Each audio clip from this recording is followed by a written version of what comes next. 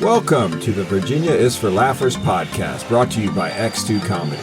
If you're looking to get more out of your Shenandoah Valley experience, then this is the podcast for you. You'll meet interesting people, the comedians that perform here, and find out more about what you can do and see. Whether you live here or plan to visit, listen to explore what helps make up our unique slice of heaven. Now here's your host, Dawn Davis Womack. Hello, Laughers. I'm very excited to introduce you to members of the creative team for the play Can't Feel at Home, written by Dr. John T. Glick and directed by Stanley W. Swartz.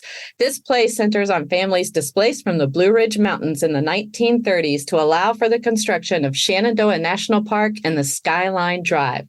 Today, we'll get a more in-depth look behind the scenes of this project and hear the story behind this play and its journey to fruition that makes its debut at Court Square Theater this December. We have with us J.P. Gola, Managing Director of Court Square Theater. Dr. Bob Wolf and Joe Appleton are the co-producers of this production, and Stan Swartz, the director who is retired after a long and illustrious career as the drama teacher and producer of amazing shows at Harrisonburg High School. The play will be performed live at Court Square Theater in Harrisonburg, December 1st through the 4th. Welcome to the show, everyone. It's great to have you on today. It's great to be here. Hi, Dawn. Hello, JP, Joe, Bobby. And who am I forgetting? I can't forget you, Stan. How can I do that? Beautiful. You all, I read the play and was so moved by experiencing a full gamut of emotions of this human experience we all share. This one's of great loss and a deep attachment to our roots that make up who we are and what we become. At times, I was elated, amused, frustrated, hopeful, sad, resisting, accepting, and more. I felt I was right in the center of the homes of these mountain people and fell in love with the characters that tell the story. And in the end, I honestly had to take a moment and say out loud, bravo, Dr. John T. Glick, bravo. Very well done indeed. This is really an amazing play, and I am so thankful and grateful for each and every one of you creative team members to make this become a reality so that we can help get the story out. I can imagine there's quite a story behind this, so we're gonna get into that today. All right. I want to start with you, Joe and Bobby, as the co-producers on this project. This is very personal to both of you, and for good reason. And so I want you to share with the Laughers what your relationship is with each of you together and with the playwright, Dr. John Glick, and how you came together to collaborate on this project. Okay, well, thanks, Dawn, for having us today. John and Joe and I are all members of the class in 1970 at Harrisonburg High School, so we've known each other all our lives, just about. John and I had a routine where we would go to the gym 3 times a week and then go to the coffee shop. And then one day he presented me with a gray notebook and he said, see what you can do with this. So I took it home, I took it downstairs, it sat for a few days, and I decided, well, I better look at it because I'm going to see him pretty soon. And I leafed through it, and I thought, you know what, it looks pretty good. But what do I know? So I read the whole thing again. I had my wife read it. I handed it out to several people that I know and trust, and they all liked it. I also soon realized that I didn't know anything about producing a play. So I thought, Joe Appleton. Joe was the star of all our plays in high school. So I said to John, John, how about Joe? And he stood up. Oh, yeah. Joe's a good one. So I contacted Joe. We met several times. Joe read the play. He loved it. And he's really been the producer. I just sort of got everything here. So when Bob gave me the play, I read it and I went back to him and I said, it's great. Yes, we can do it. It's too long. And we can work on that.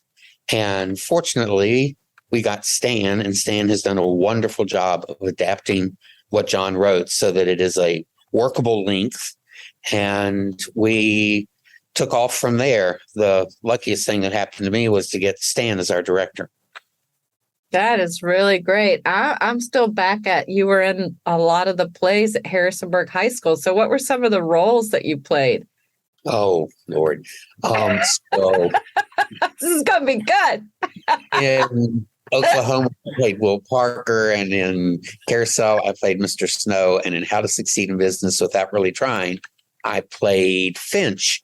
And in all three of those shows, John was the character playing, I wasn't the protagonist in the first two, but he was my antagonist. And then in How to Succeed, he is definitely the antagonist to my role.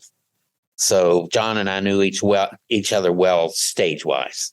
I see. Okay. And the fact that he had confidence in you after all of that says a lot.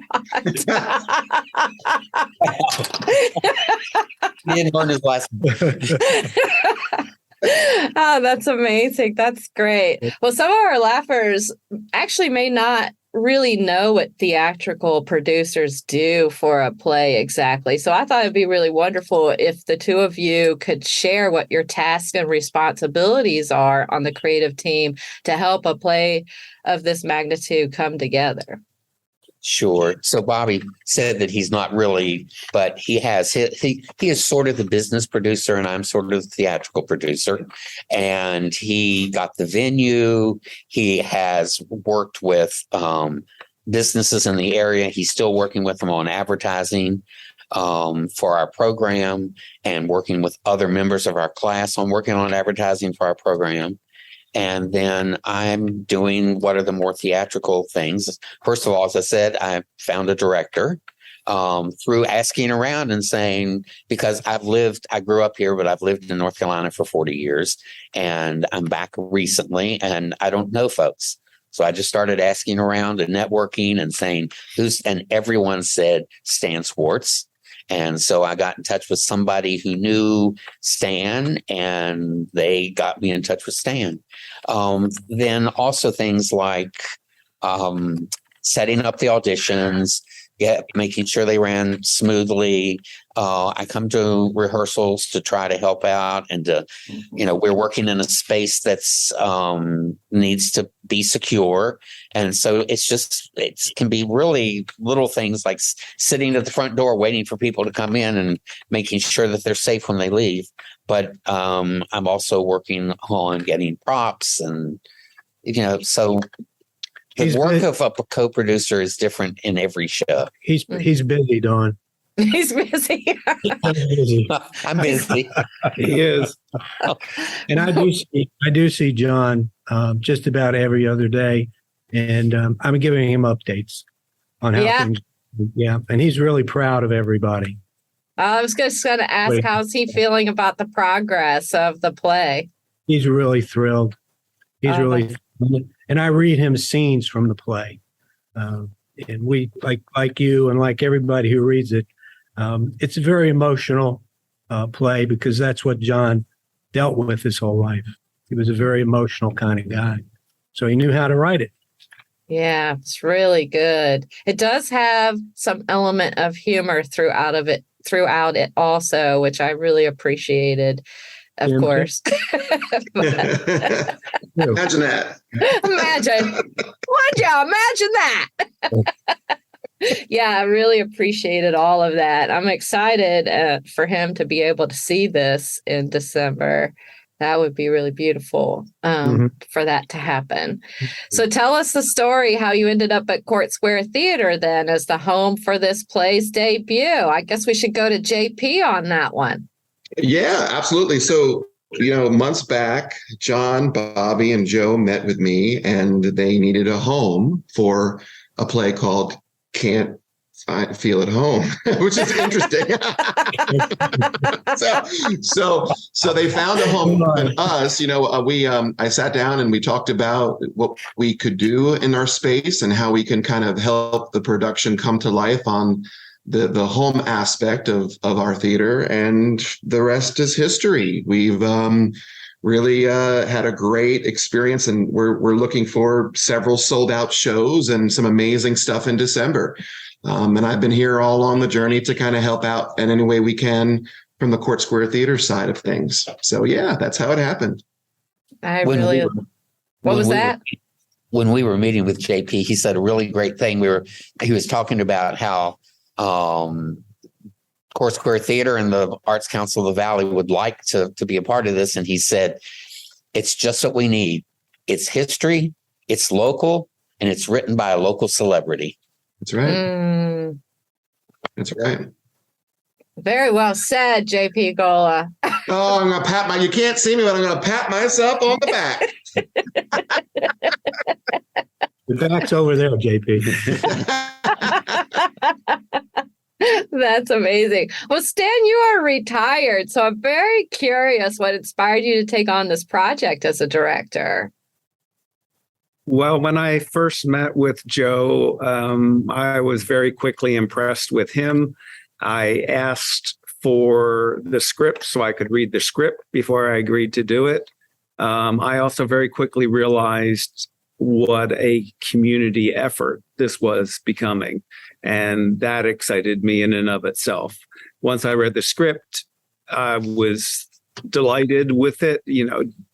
John managed to capture so many great aspects of the mountain life, and he created such memorable characters, and it was charming and funny and sad, and it was just a phenomenal piece, and I was thrilled to become part of the whole production.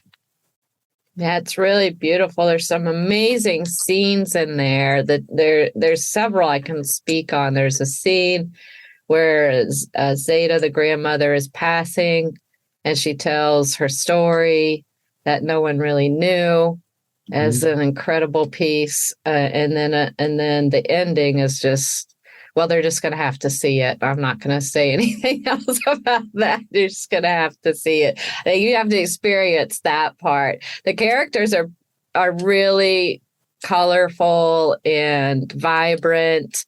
I would love to have you all share some of the kinds of characters the Laughers will meet when they come see the play. One of the amazing things about directing is the variety of characters. And we have people in the cast from 8 years old to 79 years old. And the people that John created, it's been wonderful to find people to fit into those and to bring them out. So we've got comical characters, and we've got characters that are kind of dealing with very hard problems. It's great. Yeah. Did anybody else want to speak on characters that kind of stood out to them? My character is Luther. Who, a little hot-headed. Yeah. Once in a while. Reminds me of somebody I used to know. Is that you? Or may not be you. May not be. I think it's beautiful just because the script really tells the story amongst people of all ages, and it focuses a lot on the children and being in a schoolhouse and how they are dealing with the issues that they're dealing with the story, and it really gives insight on what little kids are dealing with and what they're going through and how they talk about it and discuss it. So it's quite beautiful. One of my favorite scenes is deals with the looking for honey, for bee honey. It's quite beautiful, and you'll see it when you come and see the show. You'll see it, but it's a beautiful scene. Yeah. Sure. Yeah. So that scene is also one of my favorites, JP, and my favorite character is probably his name is Fate, and he has grown up on the mountain pretty much by himself. He's not feral, but he lives in the woods, and he has a special connection with the children. And for those of you who were familiar with Glick and Phillips, that role is being played by Dr. Steve Phillips, and we are very excited to have him in that role. Oh, that's really incredible. Yeah, you have found these characters or actors, I should say, to do the characters because you had auditions last month. How did that go? And are rehearsals underway? Yeah, it's been a steady progress like it always is. And, we've got a good turnout and we're just plugging away at rehearsals. Yeah, this one is a little bit different too. Well, I mean, there are musical plays and you've directed several of those, Stan, but I'm sorry. Yes, I have. Yes, you have. Yes, you have indeed. This one, there's Appalachian music. Is that what they call it? Bluegrass? There's an element of that. Can you speak on that process of auditioning, finding people that are able to play that music? It was in this area. It was not terribly hard to find people who do that. The music in the show is different, as you mentioned, from a normal musical. It's more a play with music. There were some elements of the original script which were almost documentary in style. This is what was happening and this is what things sounded like and along those lines. So it was, when we adapted the script, that was one of the things, unfortunately, that we had to do was cut out some of the music because the music that John chose is so memorable. Yes. And speaking of the music, it's just occurring to me. I didn't have this prepared in my questions, but I think we need to talk about this. The name of the play is actually a name of a song, right? That's correct. Yep. The end of the show, we have the characters singing the old hymn, I Can't Feel at Home in This World Anymore, which is extremely apropos to their situation when they're losing their homes and they're becoming aliens, so to speak, in places that are not theirs. Mm-hmm. Yeah, one of the things that struck out to me the most is that scene between the Virginia governor and in the president's office, and the number I didn't realize of families this affected was 1,000 families. I'd heard some of the stories from people that live here, and this story is not completely foreign to me, but it was the first time that I realized the magnitude of the families affected. Just reading the play and reading that number. And it was also, those families came from 8 different counties in Virginia. Yeah, the park took land from 8 counties on either side of the Blue Ridge, and those were the people who were displaced. And people, like you say, 1,000 families. Who would have thought that many people lived up there on the mountains? Yeah, go ahead.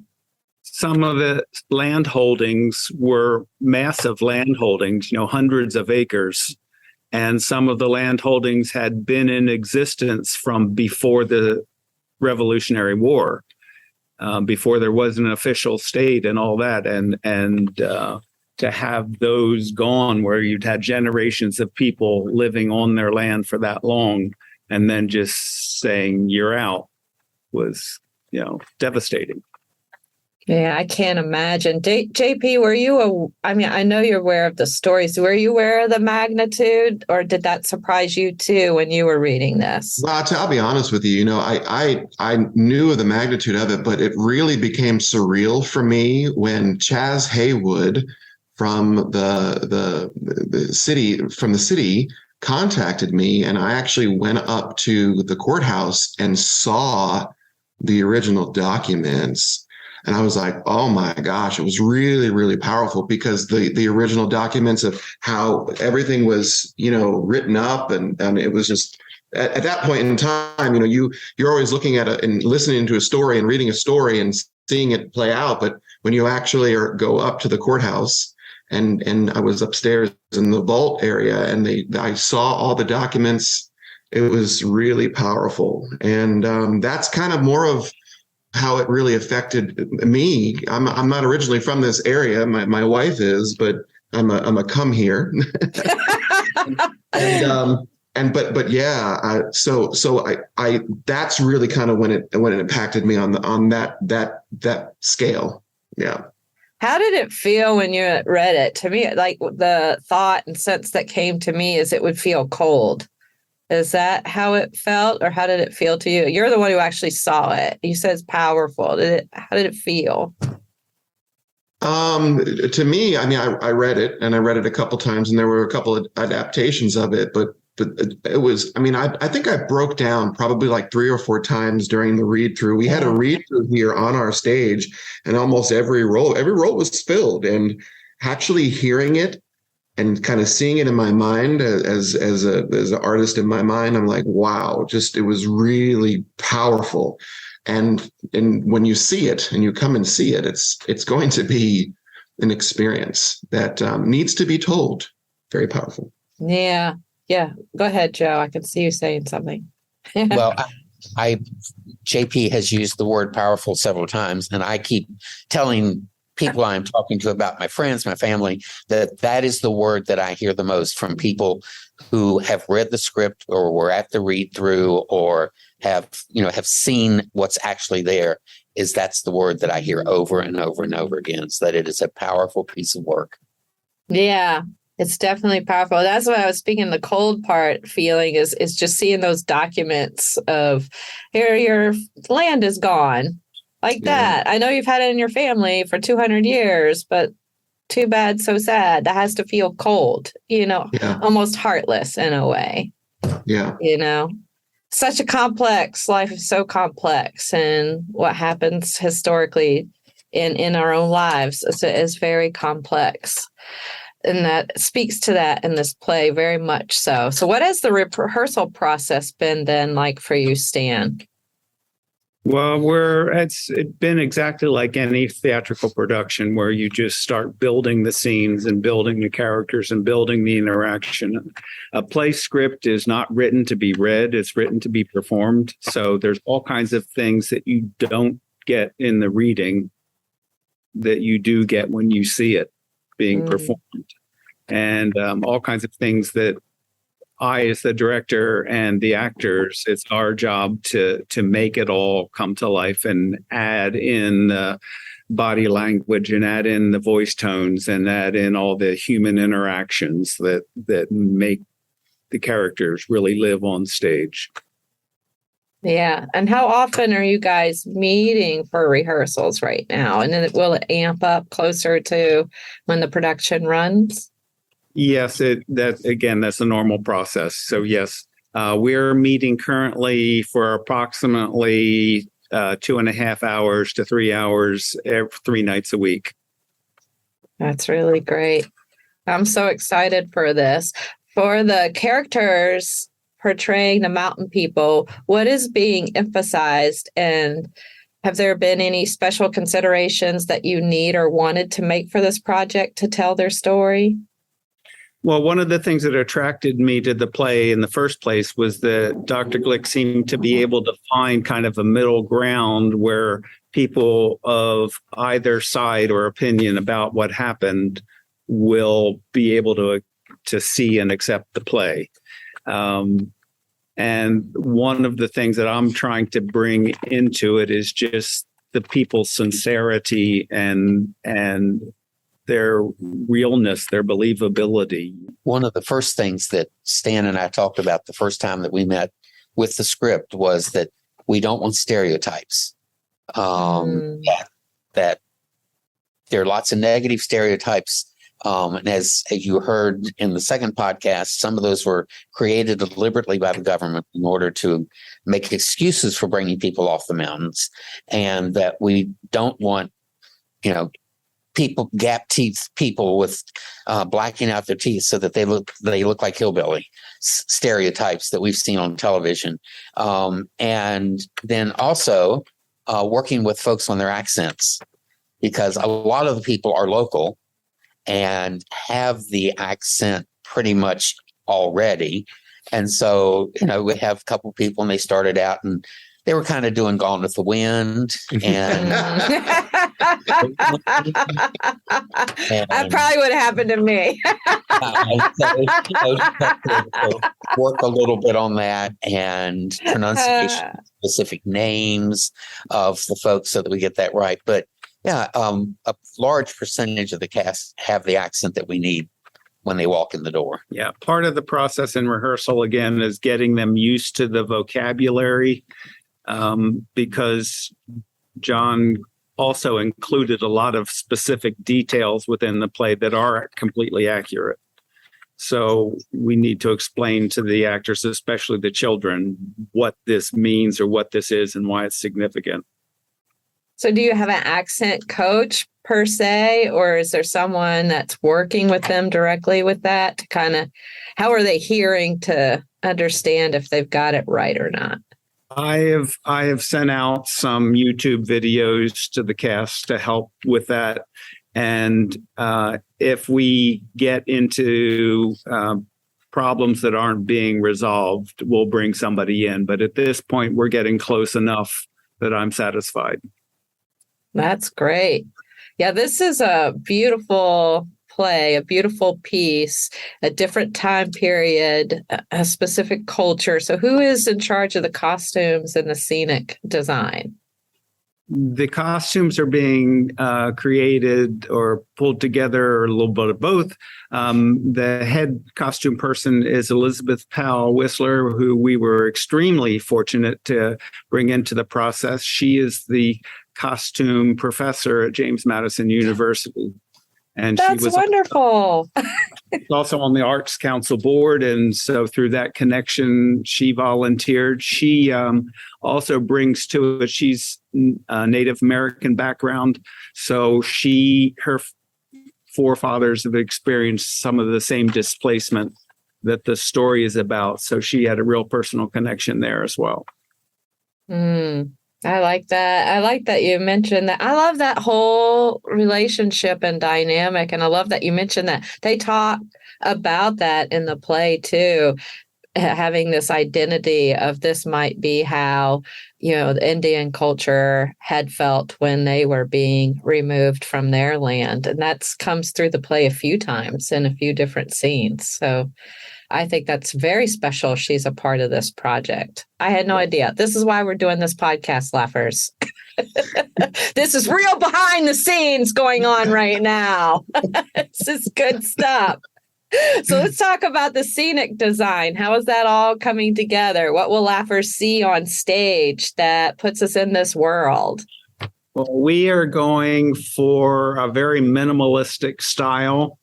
They'll have to use their imagination, but we go through so many locations that we can't be realistic like a movie is. We have to embrace the theatricality and the things you can do on stage that work just fine on stage that would never remotely work in a movie.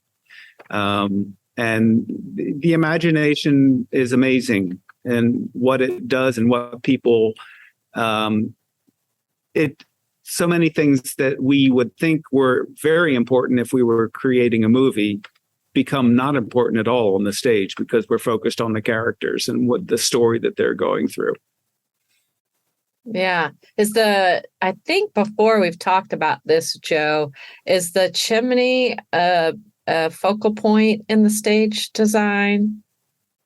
Yes, it is. And the chimney from the poster has the chimney, and then the organization that we've worked with at the beginning, the Blue Ridge Heritage Project, and their chimney monuments in 7 of the 8 counties. So yes, it just seemed like a natural focus. Great. And go ahead, Steve. We do have the chimney is in every scene in the play. Oh, that's really great. Yeah. And then in terms of scenic design, how does the creative members of Can't Feel at Home work with JP at the theater to make that all happen? What does that process look like, JP? Well, really, it's really in the concept of when rehearsals are going through. So Stan and the scenic designer will tell where the pieces are of the set, and then they would create a space based off of that. So we really don't deal on the theater side until they're loading in, and then they'll start with their tech and all that kind of stuff, and they'll really start to kind of to grow even more of an experience with that set itself. So for me, I'm not really involved in the set designing of it.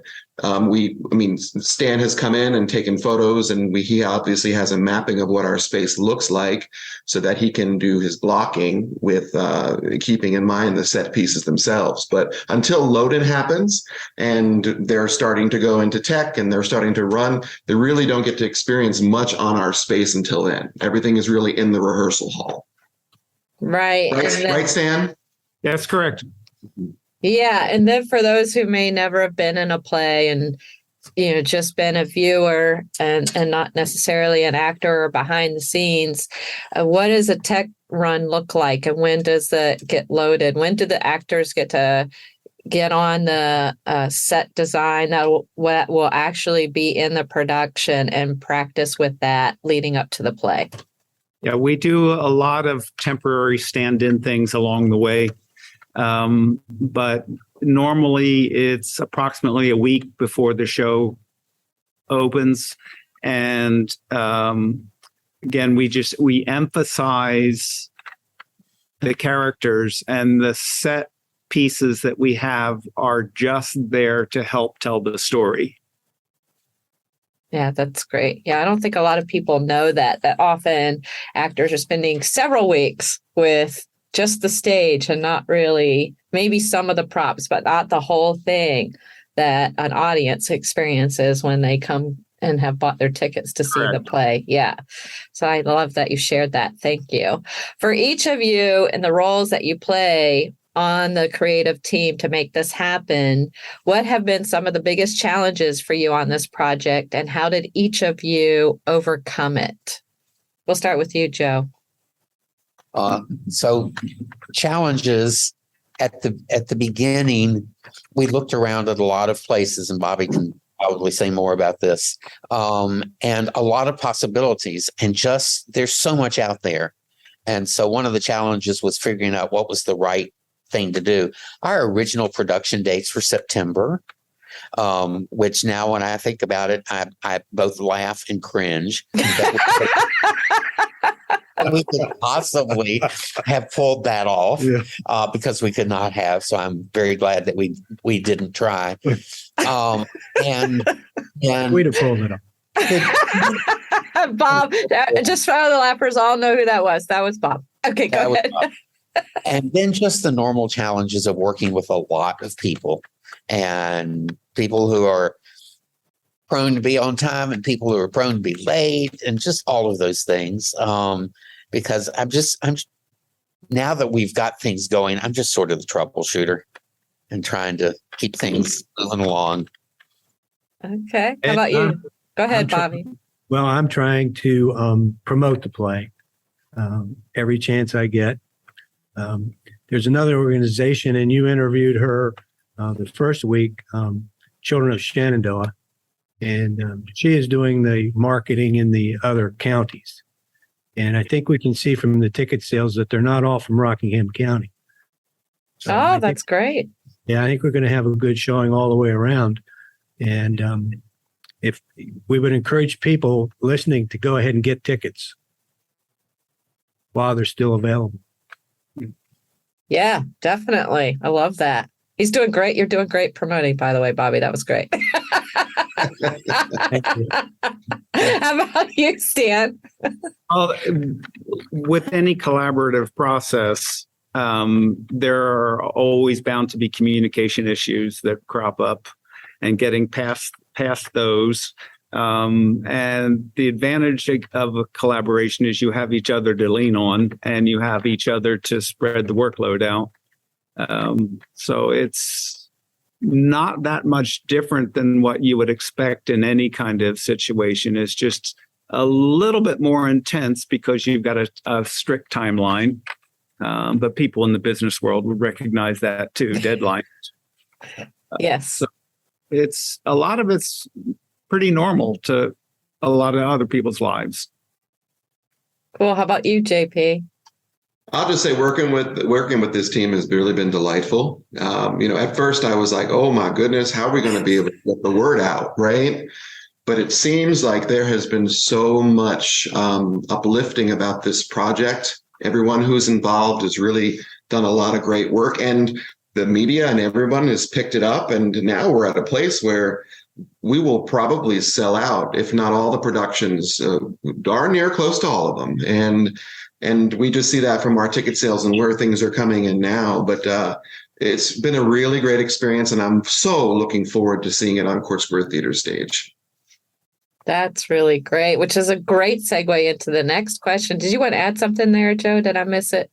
I just want to say about ticket sales. Okay. That when you go on and look, when you start looking for tickets, a lot of the center part of the theater is sold for every performance. This theater, if listeners have not been in it before, it's very trite to say this, but there's not a bad seat in the house. And I agree. Don't hesitate to buy the tickets on the sides, because they are great seats as well. I will testify to that as someone who has been there as an audience member and also on stage as a performer. They're great seats, so get them. Great seats. But I was going to say this, what you guys are sharing is a great segue into the next question for each of you.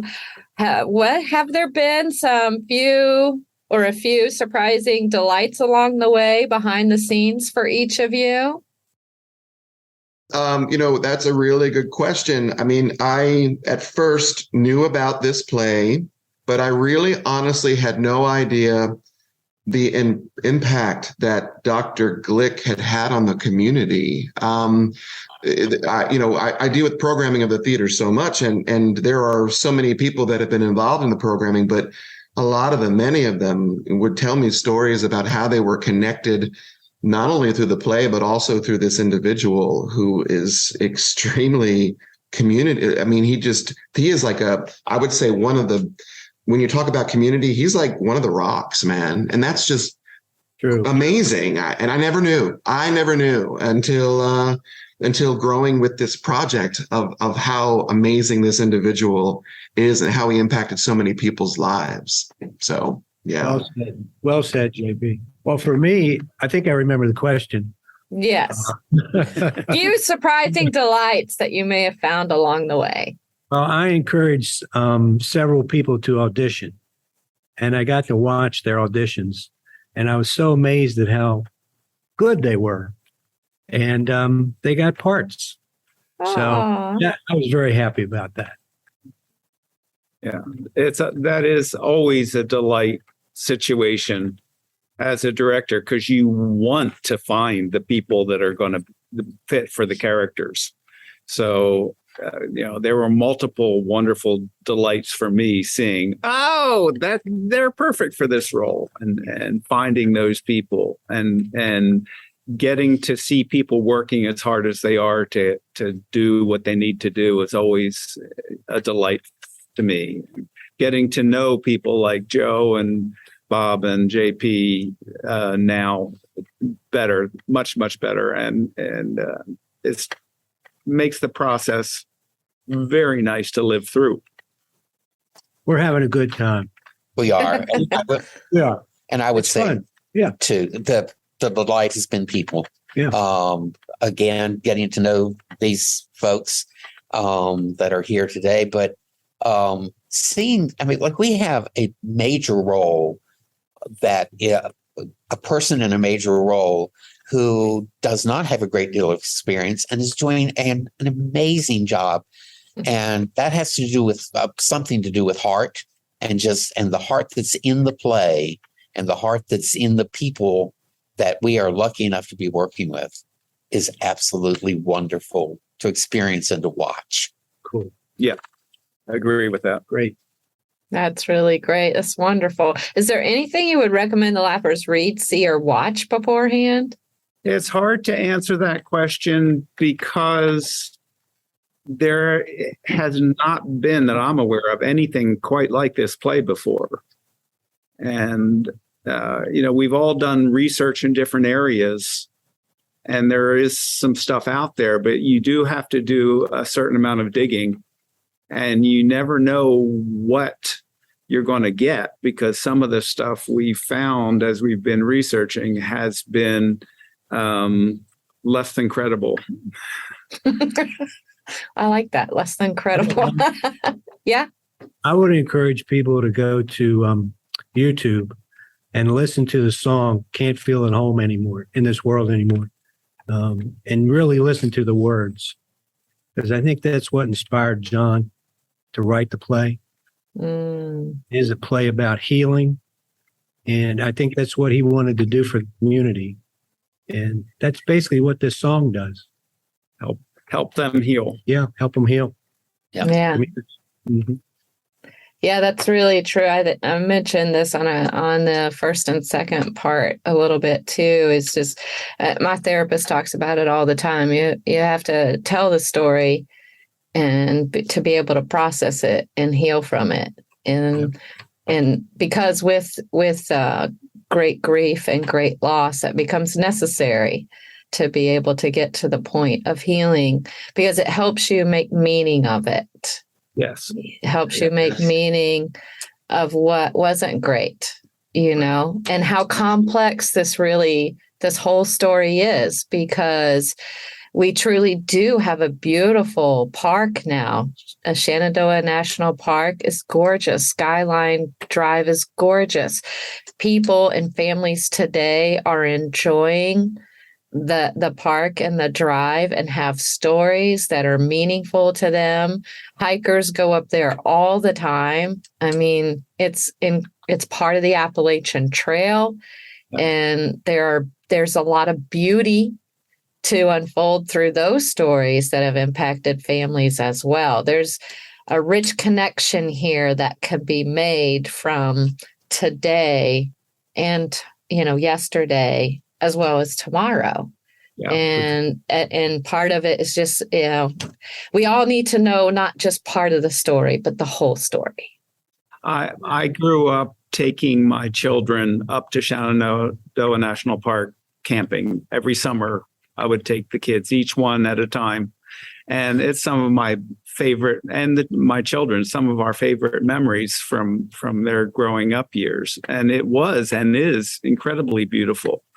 And what working on this project has done for me is made me appreciate the park even more.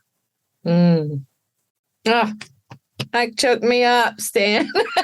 It's so good and so true. And a beautiful segue once again to the next question. What do each of you hope laughers will get out of watching the play? And anyone for that matter, watching the play Can't Feel at Home. We'll start with you, Joe, because you started this whole mess. I thank you. Well, I think there's several things. It's a great story told, written very well. So that's the first thing I want people to get out of it.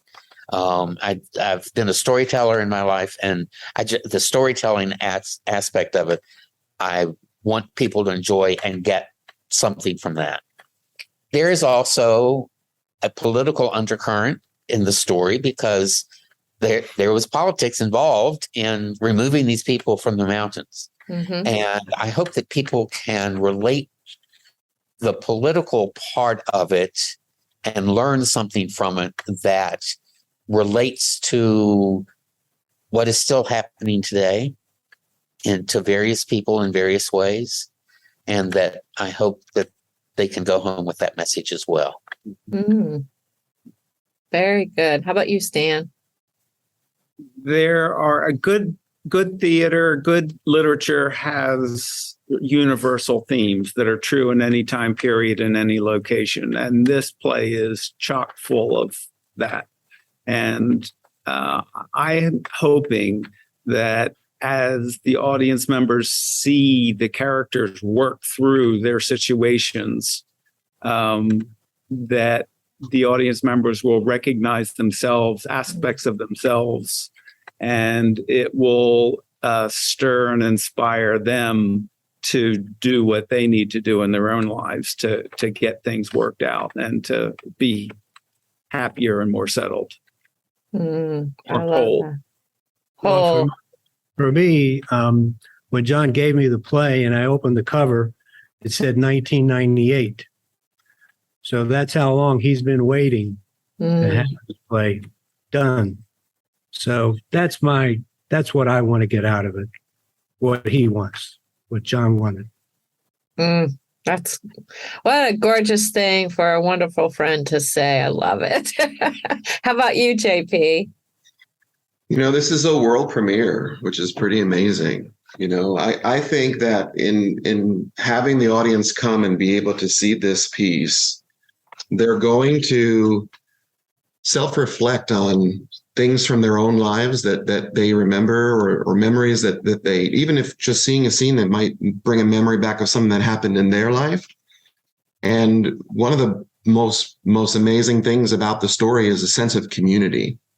And I want people, when they leave this theater, to understand that we are a community. And in Harrisonburg, Rockingham County, Court Square Theater, what happens in our theater, everything that happens in the area, we're community, and we need to lean on each other to be able to uplift our community, and especially in times like this. We just got done dealing with COVID, and we're still dealing with COVID. Community is so important. So those are the things that I'd like for people to take from seeing this production. That's wonderful. I love it.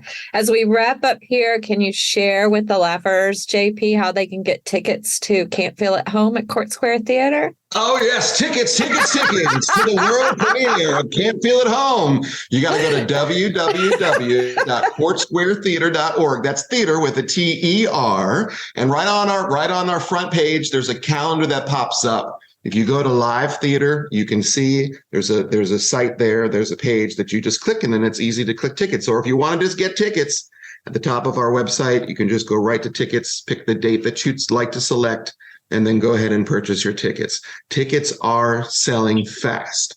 For a show that opens up in December, I will be more than happy to tell you all that a majority of our ticket sales are already over half sold for our house count. And so by the time that we hit middle of November, I'm sure that many of those productions, many of those dates will probably be sold out. So you want to go get your tickets now. I don't think it's ever too early to purchase a world premiere ticket for a great production that has to deal with community. And so do that. courtsquaretheater.org. Yep. Wow, Bob, I think you coached him well. I mean, that was one heck of a promotion right there, if I ever heard one. It also gives a glimpse, laughers, of what I deal with working with JP Gola.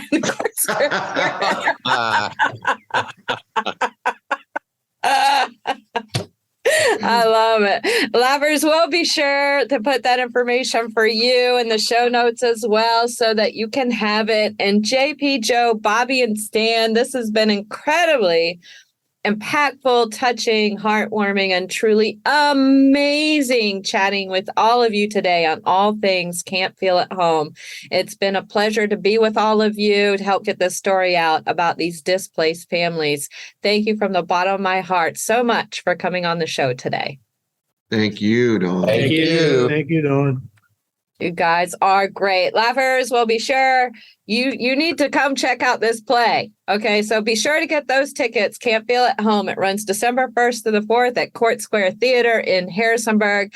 Buy your tickets today at Court Square Theater. That's theater with an ER, like JP said, .org. We'll put that web link to buy tickets for you to see the play in the show notes as well. And lastly, and most importantly, thanks for tuning in, laughers. Out of all the podcasts out there, you picked us, and we think that's pretty darn special, just like you. Until next time, keep smiling. Bye. Bye. Bye. Thanks for tuning in to this episode of the Virginia is for Laughers podcast, brought to you by X2 Comedy. We'll be dropping a new podcast every Wednesday at 4 p.m. Eastern Standard Time, so check back for another uplifting episode. Come to an X2 Comedy show or let us bring a show to you. To find out more, head to x2comedy.com. Be sure to share us with a friend. Until next time, cheers.